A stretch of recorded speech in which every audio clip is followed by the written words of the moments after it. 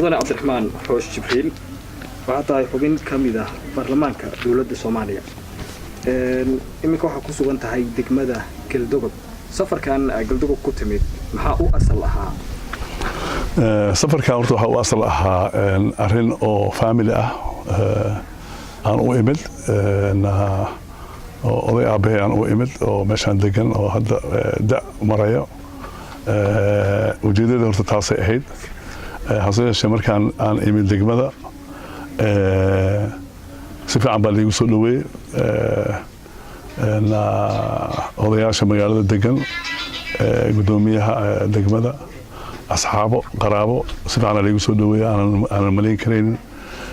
intii aan joogayna hadda aad baan runtii ula dhacay oo waxaan la yaabay magaalada horumarka ay samaysay iyo nabadda ka jirtay iyo sida aan u haystay iyo siday ula noqotayna wax aad u kala fogay noqdeen fikradii markii hore ee aadan imaan aad ka qabtay maxay ahayd markii hore waxaan ka qabay meel daabiyad yar oo tuulo oo mataqaanaa tan kaloo aan ka qabayna waxay ahayd oo qoraallo badan hadda kor laga sameeyey lagu tilmaamaya inay tahay meel ay joogaan argagixiso oo xasiloonida aanan u fiicnayn ayaa markii hore qoraallo badan la soo qori jiray jireen iyo dadweyne badan sheegi jireen markaan imidna waxaas wax u low ma ana arag waanan la yaabay maxaa yeelay magaalada intaan joogay subaxii ilaa habeenkii meel aan ka marin ma jirto ma aanan arag ciidan jidka socdo oo hubaysan ama qof shiciba oo qori wata ma aanan arag habeen ilaa kooda habeennimo waa socday wax xabada aan maqlay ma jirto dadkii magaalada deganaa iyo odayaashooda iyo markaan wareystana waa laygu qoslay waxaa la yidhi meeshatan waxaa weeye meel nabad le waaye weligeedna fal argagixisa kama dhicin weligeedna dagaal kama dhicin 30 sano oo ku dhawaadkii hadda oo jiray civil warka jiray ama dagaalka sokeeye jirayna dagaal xataa oo ahli ah kama dhicin mid diinadna kama dhicin marka runtiina waan garaystay oo wixii aan meelaha ka akrinayay iyo reality aan ku dhex arkay magaalada wax isla maaha midda kale aan aad ula yaabo waxay noqotay magaaladu waa magaalo aad u fiday qurux badan ka muuqato dhismo badan ka socdaan ganacsi fiican leh mataqaanaa korontadu ay socoto powerka uu socdo 24 saac internetkii ugu xawriga badnaa ay haysato ama ay ku jiraan xataa 3G oo aan laga helin magaalooyin waaweyn oo Soomaaliya ay ka mid tahay Muqdisho waxyaalaha kale oo aan aad ula yaabo waxay tahay waxyaalaha horumarka ay gaartay magaalada Galdogob waxaa iskala guusheeda ganacsiga iyo guurtida odayaal dhaqameedka ee degan magaalada waxaa yeelay wax nacfiyo weyn oo dowladda ka soo gala ama dowladda federaalka ha noqoto ama puntland ha noqoto runtii ma jiraan ama tabardarraha u geyso labadaas dowladood ama si kale ha ahaatee marka waxaad arkaysaa biyaha magaalada soo galo dhan waa dad ganacsiga iskale korontada oo ah korontada ugu raqiisan meel walboo la tago dad baa iskale tan kaloo iigu sayaaban waxaa waaye isbitaalka ugu weyna magaalada ku yaalla la yidhaahdo Galdogob General Hospital oo hadda meesha aan hadda ku duubayno programkan uu yahay waa isbitaal aad u weyn oo leh qaybta dumarka iyo caruurta leh qayb qaliin leh qayb mataqaanaa nutritionka loogu sameeyo leh pharmacy leh laboratory leh x-ray leh oo ah la seexdana bukaan socodna leh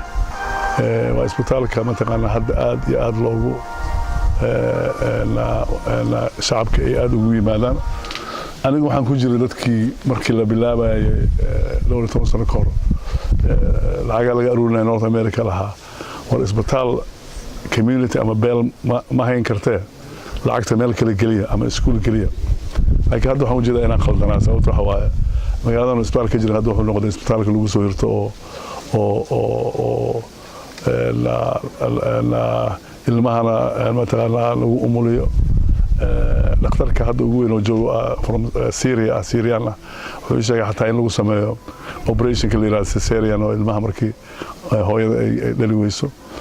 qaybta lafaha inay leedahay marka waxaas dhan waxa waaye dawladna ma keenin community-ga keenay community-ga sameystay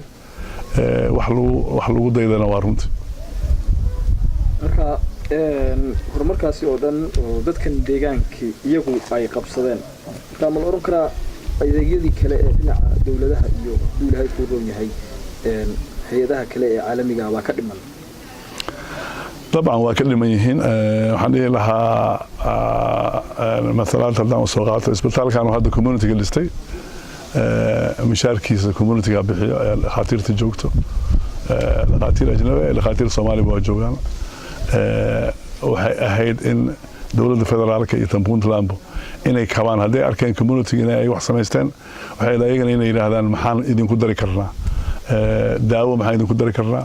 مشار maxay idin ku dari karnaa qalab maxay idin siin karnaa hadda ma dhicin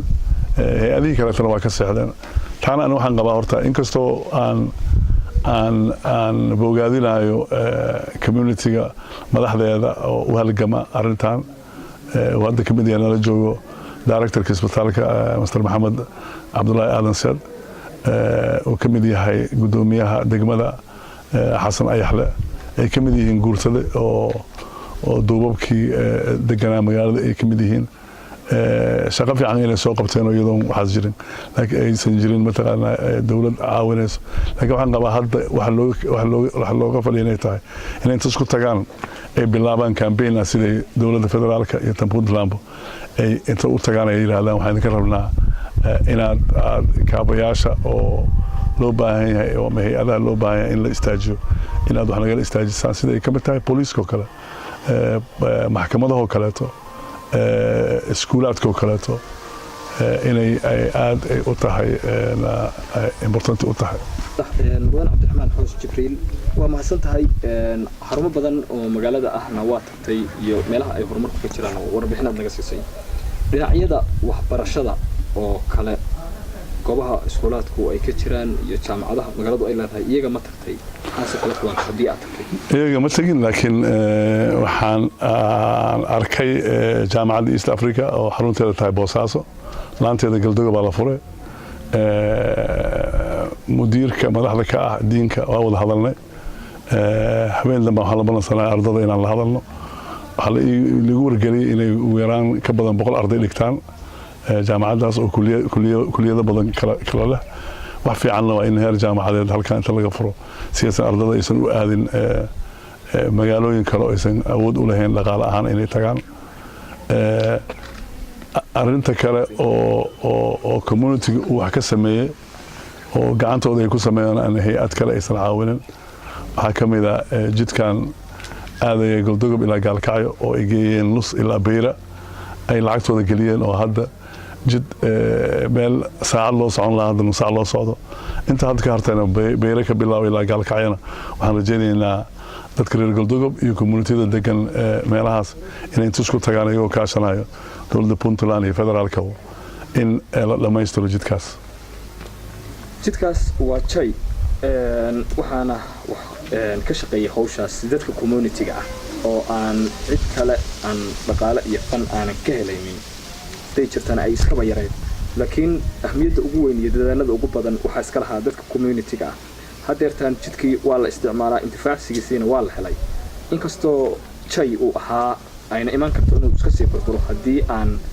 yoolkii la lahaa ee laamiga ahaa aan laga sii dhabaynin marka community-ga iyo dawladahaba baaq aad u dirayso oo ah in la xoojiyo horumarkaas guud ahaan Galdogob ka socda iyo jidkaas laamiga ah gaar ahaanba ma jiraan baaqan u soo jeedinaa waxa horta community-ga galdogob iyo community kale oo dariska la ah oo ilaa gaalkacay laga gaaro inay horta inta ay isugu yimaadaan wada tashi ay ka wada hadlaan sidii loo dhameystiri lahaa jidkaas dheer sababtan waxa weeye jidkaas haddii la dhammaystiro dhowr waxbaa suurtagelaya horta marka ugu horeyso shilalka badan oo meesha ka dhaco way yaraanayaan maxaa yeelay jidkii oo fiican oo laami la marayay waa fiican tahay tan kale waxay soo gaabinaysaa distancing ay isu jireen gaalkacyo iyo galdogob taasna waxay keenaysaa dawaarida beec mushtarka iyo kan shacabkaba inay isu dhoofi karaan sida ugu dhaqsi badan beec mushtarkan uu badan karo waxay kaloo keeni kartaa